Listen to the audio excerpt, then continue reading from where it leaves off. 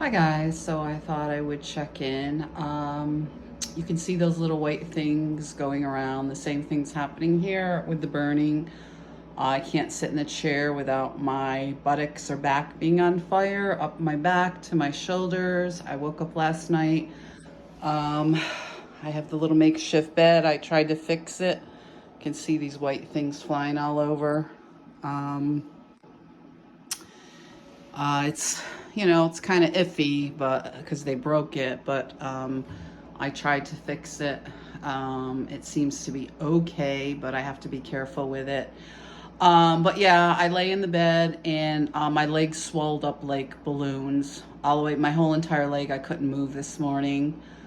So the same sort of device is being used here. Last night I got up in the middle of the night around 2, I think, or 3, and I could hear them running across the floor. They were laughing and joking. Obviously they think this is funny. It's a party. So I went around, looked around to see, because I ordered some groceries just to see if I could get some groceries delivered, because I mentioned that transportation is very expensive here. And there were 2 cars in the parking lot. I didn't think anybody was home yet. It seemed like the parking lot was empty on the side here. So obviously, people continue to think this is funny here. So we are going to bring it out. I have a couple people leaving insulting things on my YouTube page. Once again, this channel is for victim survivors. If you can't find it in your way to have some compassion for people going through this type of abuse, don't bother leaving me, messages. The kind ones, I appreciate. But the people keep defending these abusers. Yes. Why weren't these things handled differently? Why was all my assets destroyed? Why was I sexually assaulted? Why does this continue?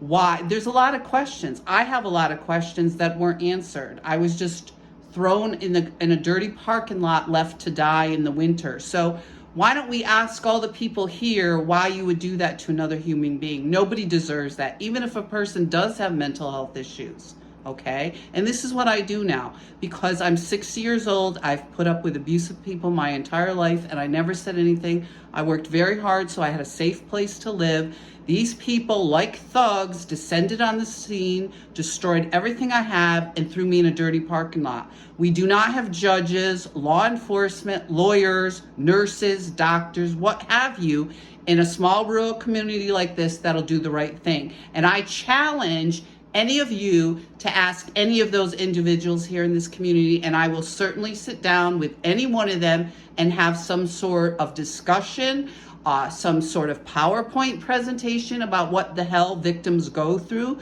the absolute hell I was put through.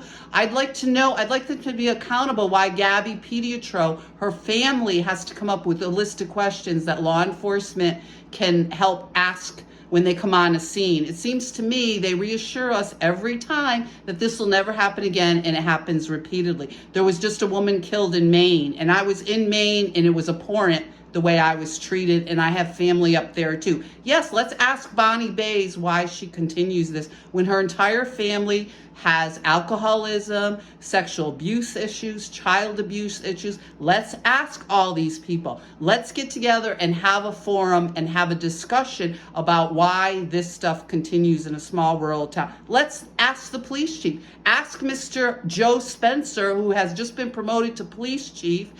He has coffee with a cop at Stewart's. Why don't you ask him? Why don't you ask all these individuals involved why they keep lying about my reputation? Ask a number of lawyers. I would like the press, more press here, to be asking these questions in this community. Why there's no housing. Why I continue to be treated like this when I haven't done anything to anyone. There are a lot of questions, and if I felt better, I would attend some of these community meetings and I would do more, but my health has been absolutely just about destroyed because I was left for dead. So I will continue to speak out because there's children in this community that continue to be abused. I continue to be smear campaigned and targeted, while Mr. Bays, my mother's boyfriend, got to live right over here for 20 years at the end of his life, preying on children at the very end of his life. We can ask the community that, why this man was allowed to live there.